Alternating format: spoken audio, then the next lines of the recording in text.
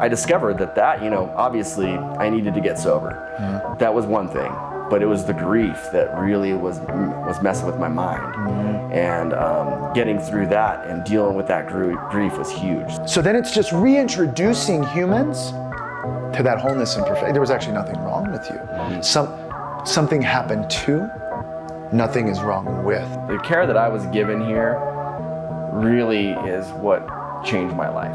Mm. Every single person that I came into contact with genuinely cared.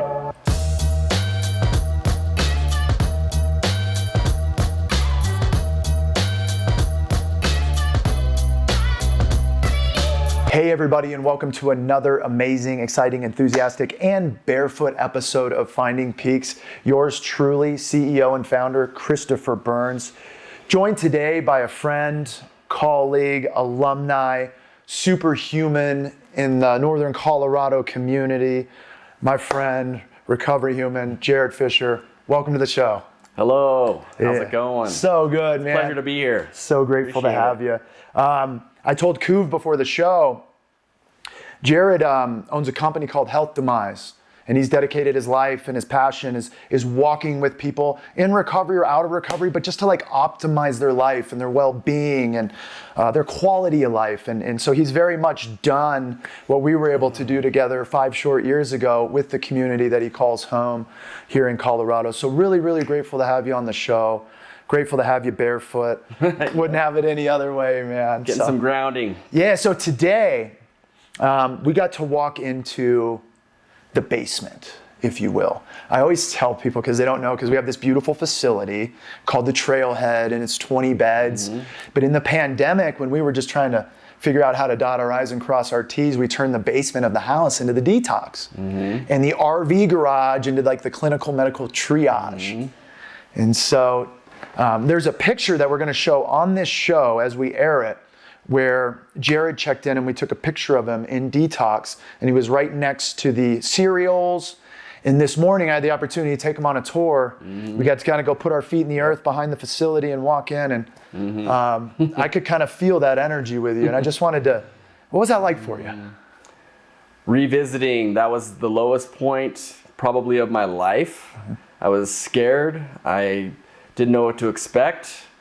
And when you guys see the picture, it's crazy to see.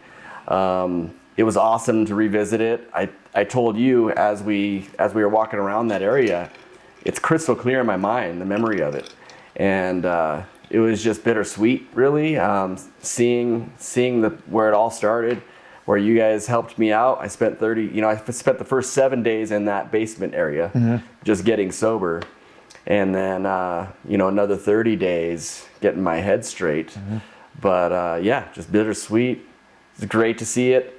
Great to see also, I had a coffee talk with you while I was in recovery, and you kind of took me around and you really explained your vision of the whole facility. You were going to build this whole building with all the treatment rooms, and you showed me that's come to fruition. That wasn't there when I was there.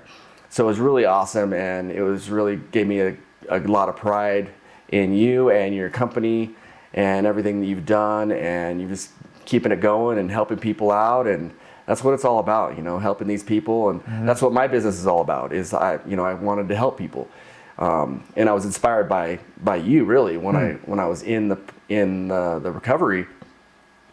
I saw you were in great shape, and there was a little bit of a gym facility there, and some of us guys were getting on the treadmill and kind of lifting weights. And when I was in there, I said, I'm going to get a gym membership when I get out of here. And right when I got back to Boulder, got a gym membership, and we can talk about that here in a little bit, but the rest is history. So. It's inspiring to me, because I follow you on Instagram. Yeah. You see me, I watch your shit. Yeah. Absolutely. It gives me chills, man. There is nothing more gratifying than walking with you, maybe a step or two out in front of you to start, and then walking alongside of you in community. And I know that I haven't been up to Boulder. I haven't seen what you got going on, but we're constantly communicating back and forth on IG. I do my videos, you do your videos.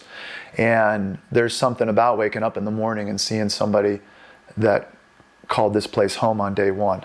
And to see, I mean, I am your biggest fan, man. Like, and a lot of the guys and gals that appreciate that. Yeah, and a lot of the guys and gals who have gone through and done something similar to what you've done, I probably count a couple, 10 of them over all these years. And it's really inspiring, man. It reminds me when I'm going through, and I've talked about it on the show ad nauseum lately, is when I'm going through business life and it's really, really intense, I just focus in on the smile in the video. I focus in on the picture, and I remind myself how we're going to show up and we're going to empty the tank and give it everything we got today. Absolutely.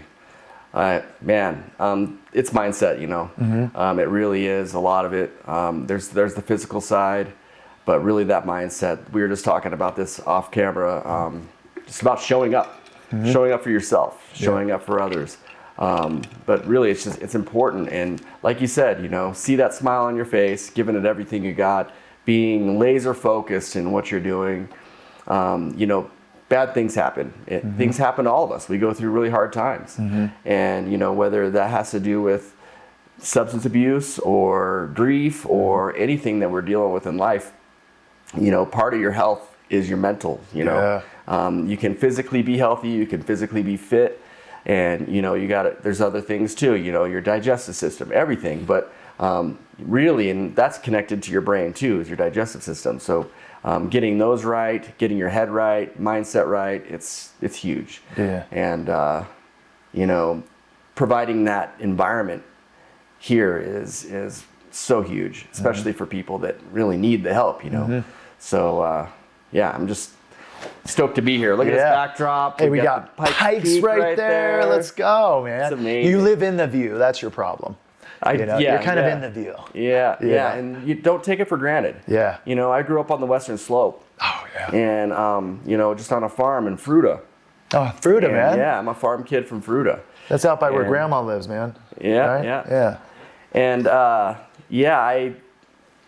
you've got the Colorado National Monument there. You've got the Grand Mesa, which is the world's the biggest flat top mountain. And I'm sure a lot of your listeners and viewers are probably here in Colorado. They probably know what I'm talking about.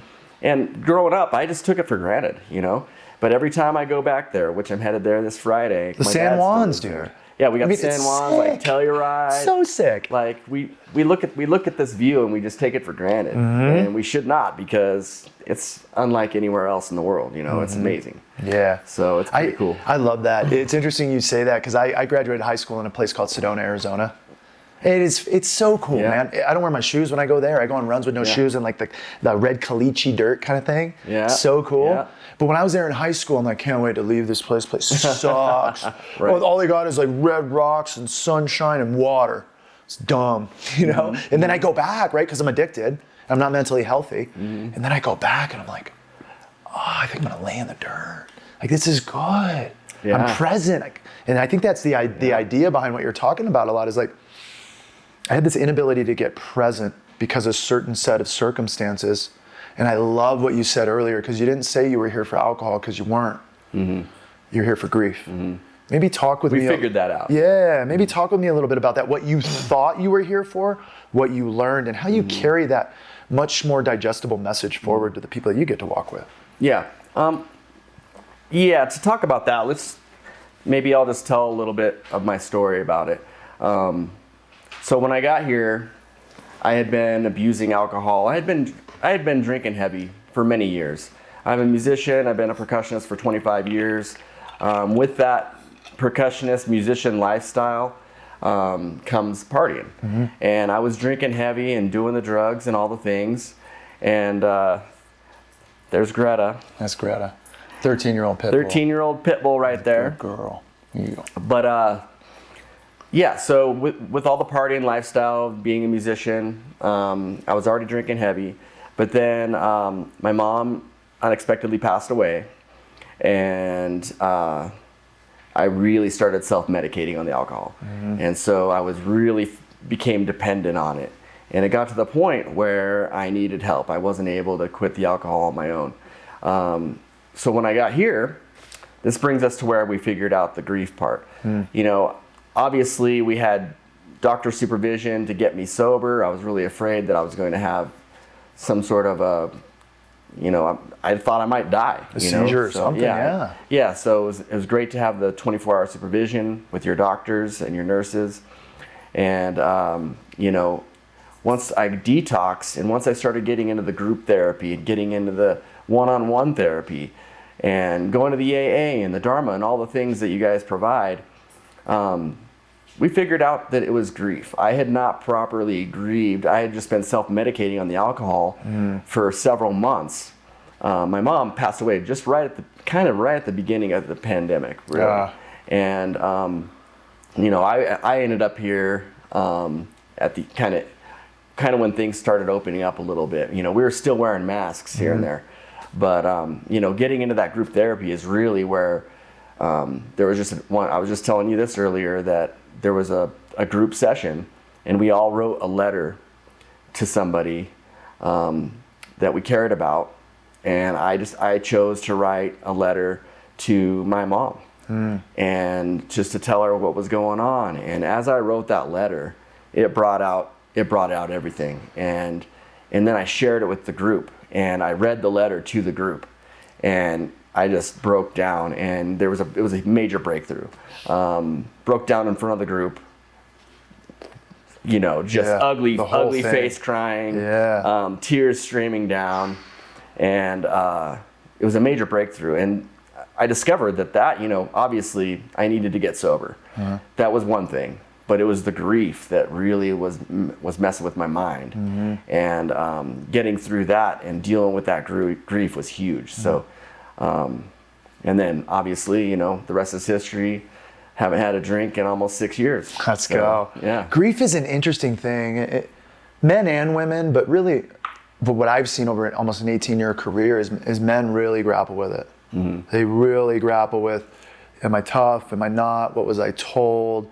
I heard a quote the other day. It's very difficult to control the monster I created to protect the boy inside of me. And I think a lot of times as young boys, and it doesn't have anything to do necessarily with our parents, it's more generational than anything else. It's like their parents were World War II people. That must have been real hard, you know? And so there is this kind of dust it off, shake it off culture. It's not anybody's fault. I think unnecessarily sometimes we point at families and we're like, but they're doing the best they can. And so I think sometimes with that grief, the catalyst is this big thing with mom. But I think the breakthrough is a multitude of events that required or could have involved a grieving process that we just rolled over like a speed bump. And your whole nervous system, your vagus nerve from your ankles. I remember because I went to the Meadows in 2019 and I did the same thing. I was like, whoa! It's like the whole nervous system is like a towel and just was all wrung out, and it just gets spun back into a square. It gives me chills. So I think about that oftentimes, and then what it informs, correct me if I'm wrong, but maybe you can talk about it, but it informs an opportunity moving forward that when like sad shit happens, I can just experience sadness. Or if it's happiness, I experience happiness. And that's something I've learned alongside you in my last 5 years is like, how do I really sit with the emotion that comes up and like be okay with experiencing that? Yeah, you know? And that's the thing is you have to sit with it. Like, you know, that's how you deal with it. You can't just brush it off, or you can't just have a drink and, you know, cover it up.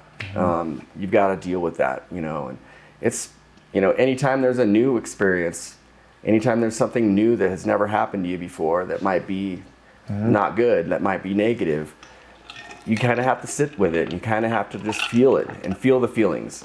That's the thing is, you know, big tough guys, we don't want to feel the feelings. But actually, I think I heard on another podcast talking about how men, we actually tend to feel our feelings even more internally than women. Like we're more romantic than women are. That's what I've been trying to tell Cass. Cass is she's a hopeless romantic. Yeah. For sure, yeah. Well, that's good. Yeah.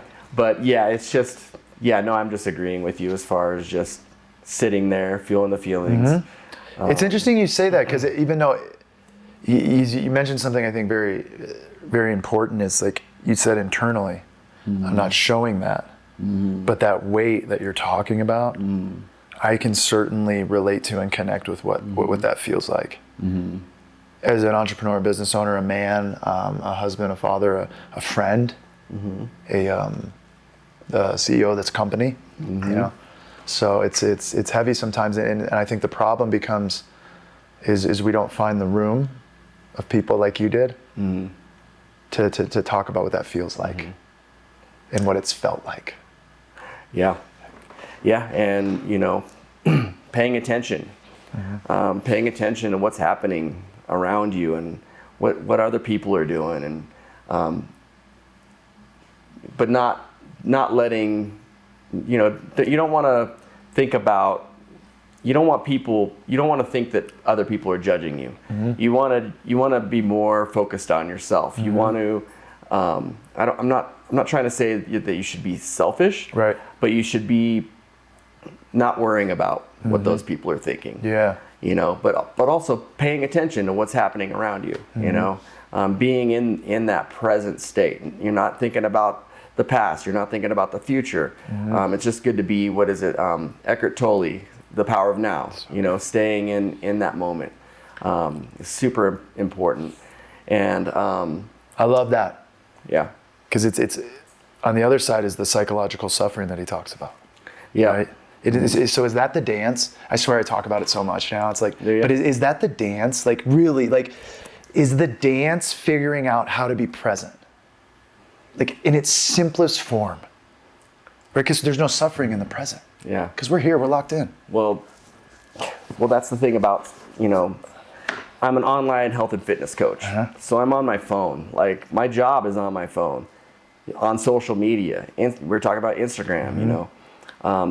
That's the one bad thing about social media is it's hard to be in the present when you've got that phone in your hand, you know. You'll just check your messages real quick, and then all of a sudden you scroll once. It's just like, and then 40 minutes later you're like, what did I just do? I know. 40 minutes passed, you know. It's crazy. So yeah, I think that's definitely a skill now, is just keeping in that present moment, you know. And obviously it's good to reminisce about the past, and it's good to learn from the past. It's good to think about the future and do some planning, you know. But yeah, just staying in that present, being present with people you're speaking with, and all the people that are, you know, your loved ones, all the people around you. Yeah. Super important. That kind of brings me, I just had a thought about that. As a health coach, just, and we were talking about the mental part of it and being present, you know.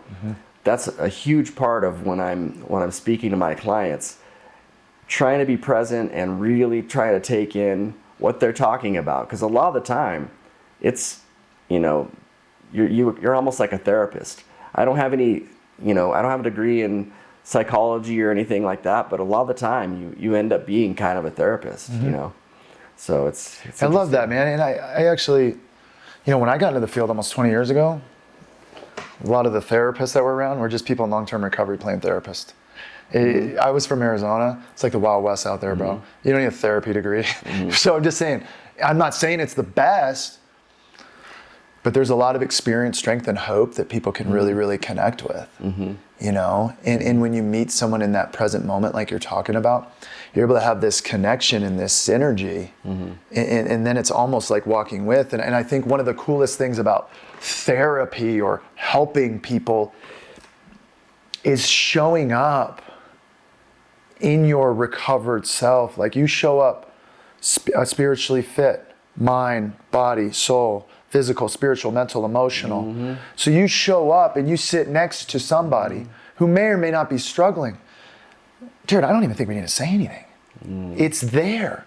The best therapists, I talk to Kuv, I talk on podcasts all the time. I think the best therapists are people that come in and just emulate wholeness and perfection. Because there was nothing fucking wrong with you, right? If you've ever, I've seen babies born. Try and tell me that there's something wrong with that baby. It's perfection. Then life happens, there's no environment, right? But there's nothing like that baby's not fallible. It's perfect, man. I know because I've had kids, and when they came out, they were perfect. And you'd have a tough time arguing something different with me. So then what happens? So then it's just reintroducing humans to that wholeness and perfection. There was actually nothing wrong with you.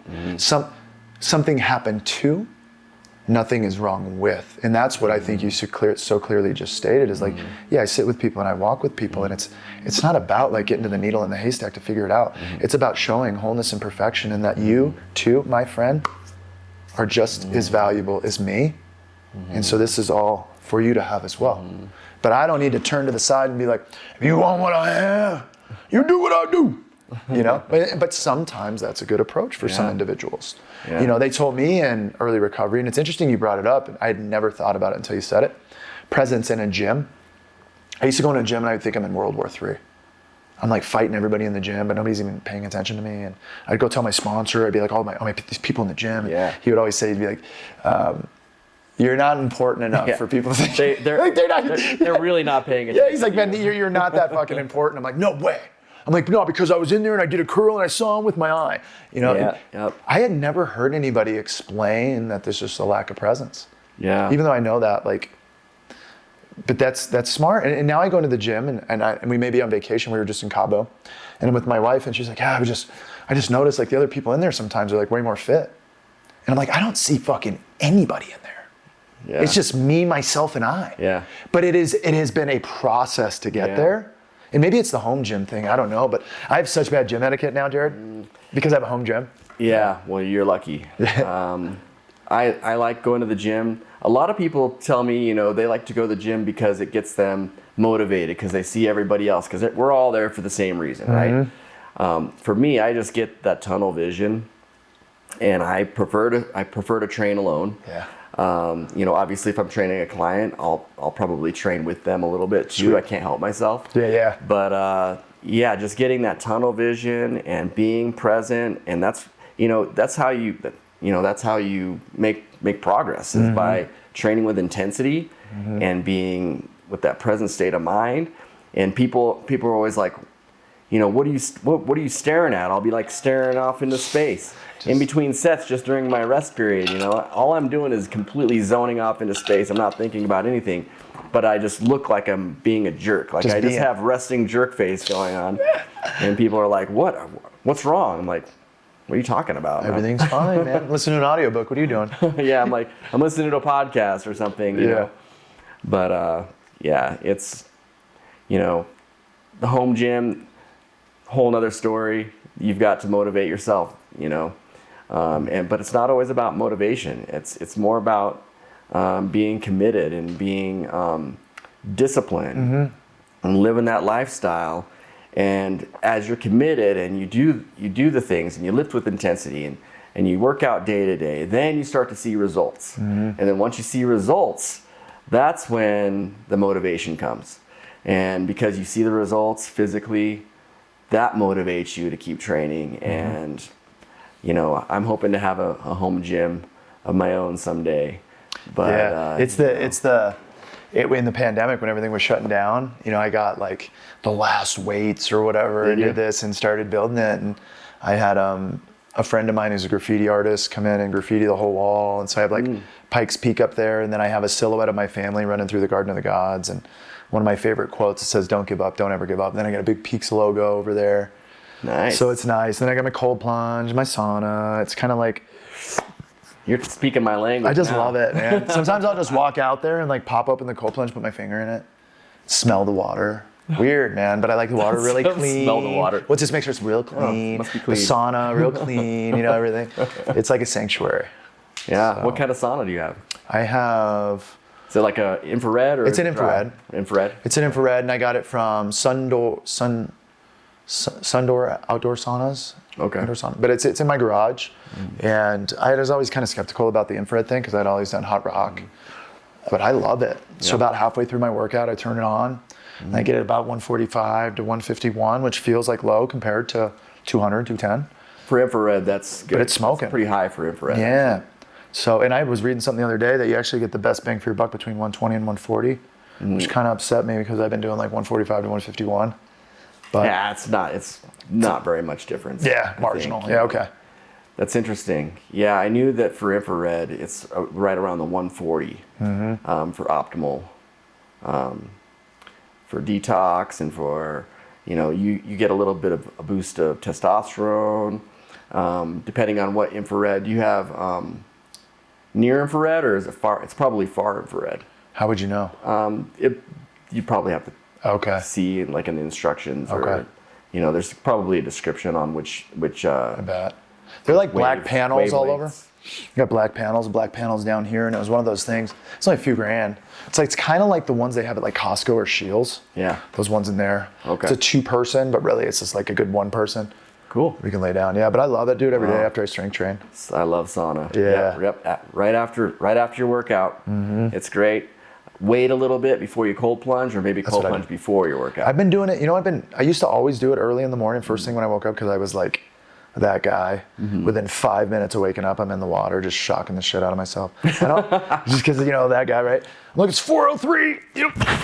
Yeah, there you go. But I stopped doing that. It was just too much intensity in the morning. I like to journal, pray, meditate, pet my dog, drink a cup of coffee. Do your thing. Do my thing, and then go out and do it. So I've been doing the evening. So we go for the evening walk, which frankly, man, you're the one who always inspires it. I love evening walks, but it's like the last thing I want to do. Because I wake up at 4, and so I go to, like, I'm laying in bed at 7. Like, I'm chilling, man. But you've really inspired me to hit out on those evening walks. And so what I've been doing lately is I get done with dinner, go for the walk, come back, jump in the water, jump in the hot tub, take a shower, and then get in bed. That kind of thing. Sounds like the life. Yeah. So I Yeah. wanted to chat about something that's like I'm super passionate about right now, as I've told you, is like music and reggae, and you're a percussionist. You were in bands. Tell me about, like, I always because one of my favorite things to do is go to shows and just watch the drummers. I'm like, that guy is so fucking cool. Yeah. So rad. Or like Common Kings, I'll sit there and watch their electric guitars with his hat backwards. Just, Yeah. And like if he's got a little wind going, like the whole thing, like, dude. I always think like you can just make people move, man. When you say hands to the right, they go right, and you go left, and they go right. Yeah. And so the feeling. So one of our weeks in treatment is identity and purpose. And so I talked to you about, we got a lot of artists. And one of the things is I could imagine, like, when you get people moving to the groove, and then it's over, or it's not, or whatever. Like, it's got to be hard to emulate that in life, and to feel those endorphins, and to feel that kind of stuff. And so maybe take me on a little journey of what it was like, because you did say you got kicked out of the band eventually, but I know you're back in it now and doing your thing and hanging out with my boy Collie Buds and all that stuff. So maybe take me a little bit through like the artist journey, and what's acceptable, and why it's acceptable and cultured, and where you see yourself now. Well, music, I mean, it's funny when I come across somebody that says they don't like music. Like, are you kidding me? Right. Who doesn't like music? Yeah, something. Believe it or not, there are people out there that don't like music. One of the first bands I was ever in, the father of our band manager was our driver to a gig out of town. And I remember we put on the music on the stereo, and he's like, no, we got to turn that off. If you want to visit, we can visit. So he was okay with visiting, but not okay with listening to music. Do you want to talk? But me, I always just loved music. I had a singing background in middle school and high school, and I always used to want to play drums.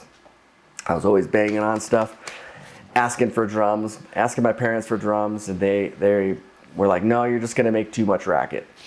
Yeah. And I was like, I didn't actually pick up a drum until I was early 20s. Oh, wow.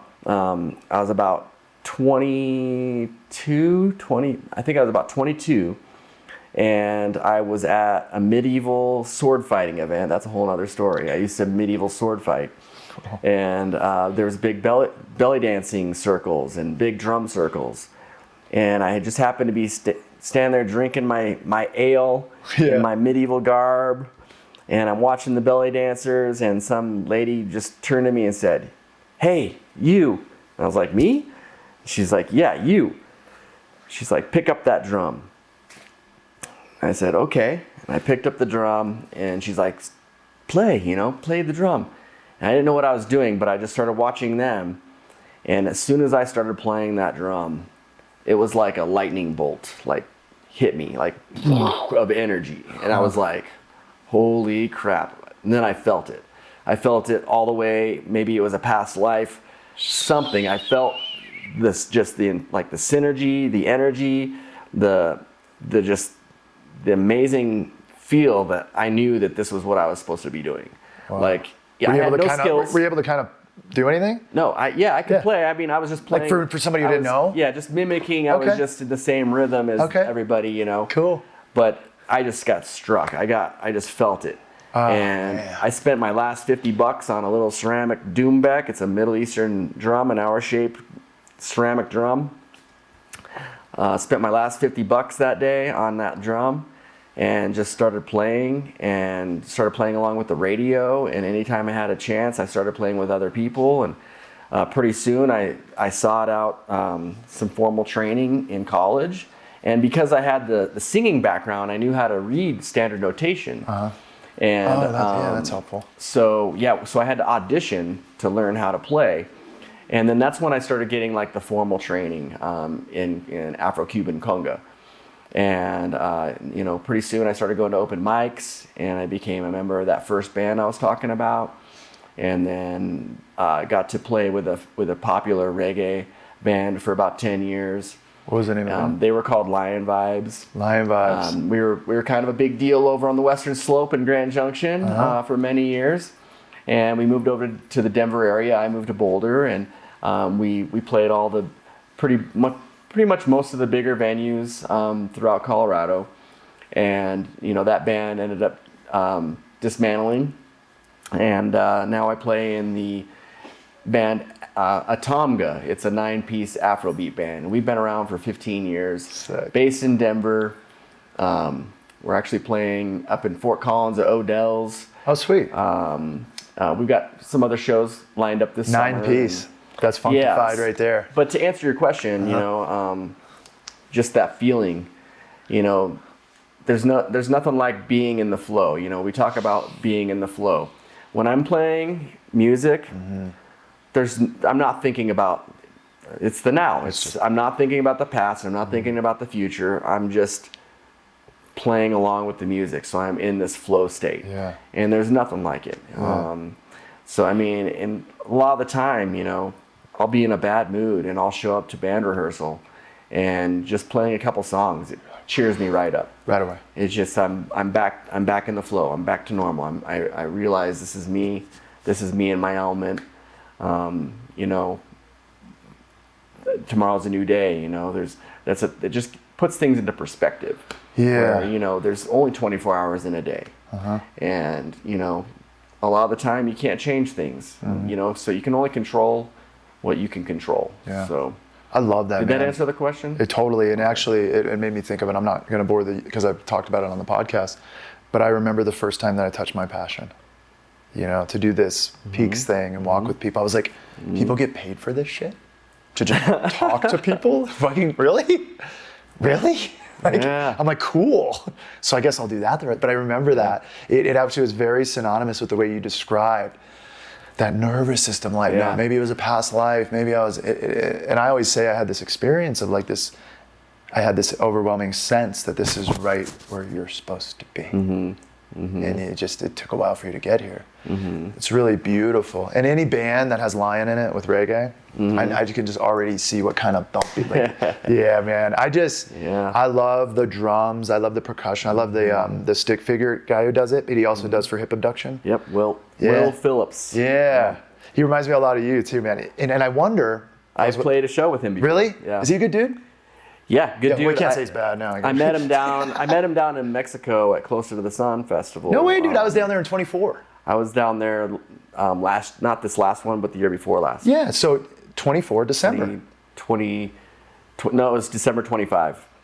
So last year. Yeah. Okay. Yeah. I was down there. Stick Figure was down there the last. Stick Figure was there too. Bro, wasn't that the coolest? But yeah. Dude, when it started raining right at the end? Oh no, okay. Were they there last year? Maybe that was the Dude, same okay, so we were there at the same 100%. time. You got We might okay. have been there All at right, the we're same switching topics right now. Bro, one of the best shows of my life. Okay, so because you got the elevators, they open for Stick. Remember? Yeah. And Yep, then that Stick was the comes one out. that's the one They're we were doing, at, yeah. they're jamming, K-bong, they're doing their thing. And then it was Glow Night. You remember? Yep. Yeah, dude. It was Absolutely. Glow Night. Where were you, man? I was on the I was left. there. Yeah. I was Okay. So there. I was glowing. Yeah. And Stick Figure, I'm like, I got Stick Figure. I love Stick Figure. Different than most reggae. Not all about smoking weed and beaches. It's about life and some emo stuff and things, and life happens. And so I couldn't wait to see Stick Figure. But the last song or two, it just starts sprinkling a little bit. Remember? Yep. And I was looking around, and people were like, "This is the best day of my life." Yeah. It was one of those moments, man. That's great. That's cool. You were there. That's great. Well, so I ended up meeting him because there was one of the sweet. days the drummer for Slightly Stupid had a drum workshop. At the Hard Rock. Okay. Okay. So I attended that and got to meet Will afterwards. We were just talking, and he was telling me how he used to be the percussionist for Orgone. Orgone is a funk band out of Oregon. Okay. And my band, Atomga, actually opened for Orgone at Cervantes in Denver. Dang. And so we actually played, I opened for him. I had met him at that show. We figured it out through conversation. But yeah, and I follow him on Instagram, and we have different backgrounds as far as, and it's not a competition. Like, no one's better than anybody else. But I could really see myself, doing a lot of the same things that he does on stage. Because I just saw the hip abduction too. I saw him with them too. Were you at Red Rocks when they were just there with the elevators? I wasn't at that show, but they played Reggae Rise Up at Tico Time. Oh, cool. Yeah. So, Dude, hip abduction's a vibe. Rise and Vibes. Sorry, Rise and Vibes. I get them mixed That's up. right. Yeah. Hip abduction's a vibe. They're great.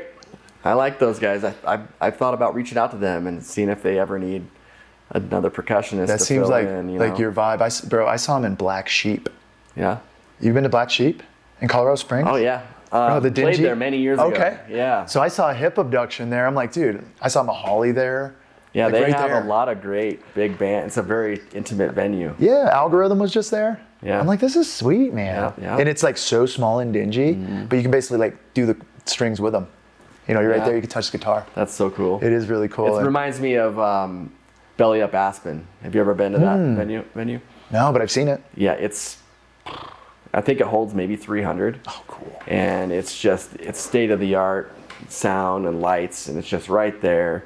You're right there on top of the band, basically. Yeah. It's so cool. I've had the pleasure of playing there multiple times. Oh, no way. Yeah, it's. Is there improv when you are doing? It feels like Will and people like you when you're out there getting after it, especially when he does that ba-ding thing, ba-ding thing. Like it feels like. Is there a lot of improv? Depends on the band. Okay. Yeah, it depends on the band. Obviously, you're going to have your set parts. Yeah. And a lot of the time as an auxiliary percussionist, as they call us, or a conguero, or depends on what your auxiliary percussion is, but you're not the drum kit player. So a lot of the time you're making up your patterns. You're making up your parts. Real time. Yeah. Well, yeah. Usually through rehearsal. Okay.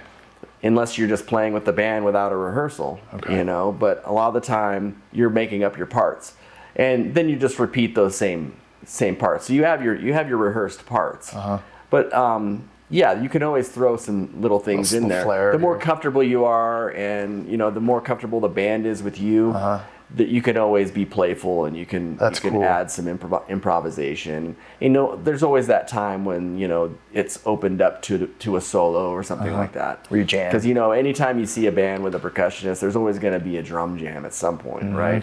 Yeah. So you see me I love to dance at shows.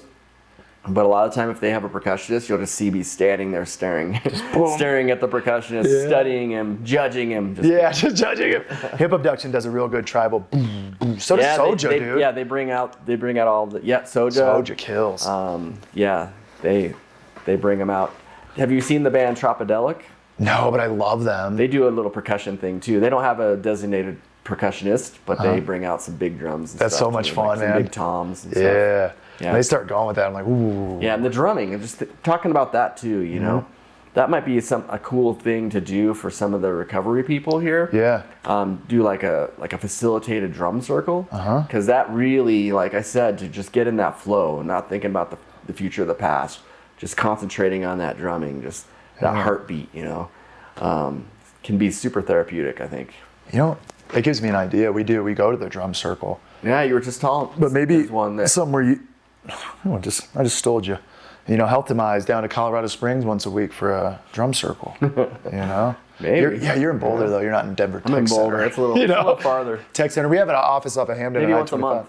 Yeah, I think that'd be cool, man. Then what we would be able to do if we did something like that, you would get everybody in the milieu once a month, which would be cool. Mm-hmm. You know, and it'd be a bolt on to like, we need some more djembes, but. Mm-hmm. Well, that's something that kind of brings me to like, do you have a wellness, like a health and wellness program set up through? Yeah, the only problem is the insurance doesn't cover it. So anything we provide on that side of things is out of our pocket, but we understand from an outcomes perspective what's good for humans. So we not only have an alumni program, we have a movement team. So we have Tara, who's our activities director. She does yoga, Reiki, mindfulness, breath work, individual sessions with Reiki, breath work, group sessions, restorative, intense, otherwise. We have Dr. Wade on site there on Tuesdays, ambulating people. We have, paraplegics, people that are having a tough time moving, gets them moving, gets the joints firing. We got massage on Thursday. Bobby, takes folks out 4 days a week on hikes. So we've really oriented the kind of like the movement team to like, to your point, like get up and out of the grief room chair, after a long day of grief, like let's go out and let's get some sunshine. Yes, nature. So it's very near and dear to our heart. You know what's interesting about it is that like, we used to put yoga on our website and we got in trouble from the insurance company. They're like, yeah, it's not a research-based modality. You do that, we'll give you $0. So we have to be really mindful with mindfulness because it's not a research-based modality per these publicly traded insurance companies, right? What about strength training? We do strength training too. Yeah. We have the ability to do strength training. Dr. Wade will write people some programming, but we have all the stuff. I mean, we got half racks, we got benches, we got dumbbells. We've got newer equipment than when you were there. We got rowers. We get the power blocks, Good. Space savers. That's awesome. So, but, I'm always looking for opportunities to integrate, especially alumni, man, especially with what you've walked and through. And employees. Yeah. Like I am working on a business with a partner. We're starting to help small businesses with their own corporate health and wellness. Shout out Brian Vitae. Brian Vitae. You're talking about for the team. His business is called Vitae. Okay. And we help employees with their health and fitness. That'd be nice. So that can like lower insurance premiums. It can lower sick time. I imagine your employees, this place is probably so awesome to work for that you probably don't have very many people calling out sick. The only thing that gets us is like when somebody has a baby. Yeah. So like last year we spent, $180,000 in health insurance benefits for the team, and then our cost was like, their cost was $275. Yeah. So our rates just go up. But but you're absolutely right. They have programs within insurance companies specifically, like if you drive, you can put this thing in to say you don't speed, or on the health insurance side, you can get these blood things, and you can get group rates that are more enticing and things like that. So I think it's something that's worth exploring, especially in behavioral health. Because I just know when the team's able to show up whole and full and healthy, we're able to do some pretty tremendous stuff. Yeah. And that's why when people are struggling with mental health, it's important for them to kind of take some time, get it together, and come on back, because the work we do, it's just necessary that you show up right-sized. Yeah, and the people that are they're giving a lot of themselves to the people that are here to get help. Yep. So a lot of the time when you're helping others, you don't take the time to help yourself. And so you got to take that time to help yourself for sure. Yeah. Yeah, and that's another thing that we haven't talked about in a long time, but I think it's really important too is, staff burnout. I remember when I was going to treatment again in 2019 with 11 years sober, I was like, why the fuck am I doing this? This is stupid. But everybody's like, dude. So I go and then I come back and I'm like, oh, it's not just about sleeping when you die. No. Oh, if you don't sleep, you die. Yeah. Holy crap. Exactly. I had to rewire everything. Yeah. If you follow that routine, you'll die quicker. Exactly, man. If you don't sleep, you'll die quicker. Yeah. But the generation, sleep is so important. I know. Recovery is huge. Generation before me. I mean, your dad or my dad. It was like I'll sleep when I die. Yeah. And in fact, my grandfather, you actually get a gold star for sleeping when you die. Right. Like the less you sleep and the more you work, the more you're revered in community, more respect you get. Yeah, we need to change that. Change it, man. For sure. Yeah, so people are like, well, you wake up early in the morning and you do all this stuff. And it seems really hard. Yeah. And I said, well, what's more hard is getting to 60 or 65 and realizing that my heart's failing and I'm gonna get cut over for them to put a stent in, only to treat a symptom of a greater problem that I could have. Just got a little bit of sun and a little bit of movement. So there used to be a friend of mine named Christian, and he would always say, in recovery, we got to control the controllables. You know, and your mission and your vision and your recovery, I think, speaks really, really clearly to that. You know. Yeah, it was. I'll never forget the day I left. You guys actually gave me a ride back to Boulder. Really? And dropped me off. I put my suitcase in my house and went straight to the gym. There's a 24-hour fitness right there. That's it. About 2 blocks away from my house. Didn't even go, like, I didn't even go inside. And just walked right in, got a gym membership. And yeah, and you know, obviously the rest is history. But yeah, it was just, you know, the care that I was given here really is what changed my life.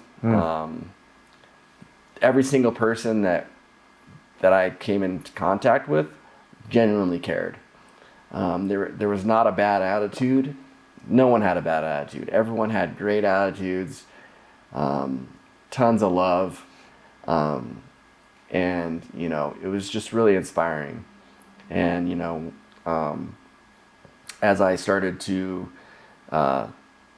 educate myself, we're going back to the passion thing. I'm lucky in life to have found my 2 passions. That's music and health and fitness. Because the more I started educating myself on it, the more I started seeing results and just feeling better and getting healthier and listening to podcasts and really starting to educate myself. And much like I did with the drums, I sought out formal training. So I went ahead and got my health, my integrative nutrition health coach certificate. Oh, sweet. And so yeah, just the Institute for Integrative Nutrition. So it's integrative. So you're learning, you know, Western medicine. You're learning a lot of different ways and different approaches. Eastern medicine. And then you know, I thought I was going to be a great health coach. And as I kept training and falling more in love with strength training and learning more about the science of that, and people asking me to train them, I went ahead and got my National Academy of Sports Medicine certified personal trainer. So now I can do both health, because health and fitness are 2 different things, but they work really well together. So I can do health coaching and I can do personal training. That's really cool. That's way better. I mean, a lot of people have NASM and they go in, but it's almost like a psychologist. Like, you really need to be psychophysiological, right? So I love that you encapsulated that with the people you're walking with. Yeah. Because it's both and. Yeah. Yeah. Yeah. And it's just, you know, just lucky that I found that passion too. And then I turned it into my career, you know.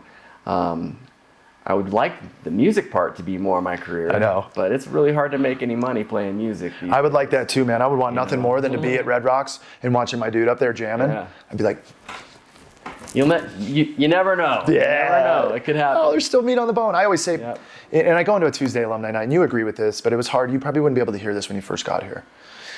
I go into the Tuesday alumni night, and I always say before I speak, I said, the most successful people that I have ever met in my life, spiritually, mentally, emotionally, physically, monetarily, if you will, are people that called this place home. Yeah.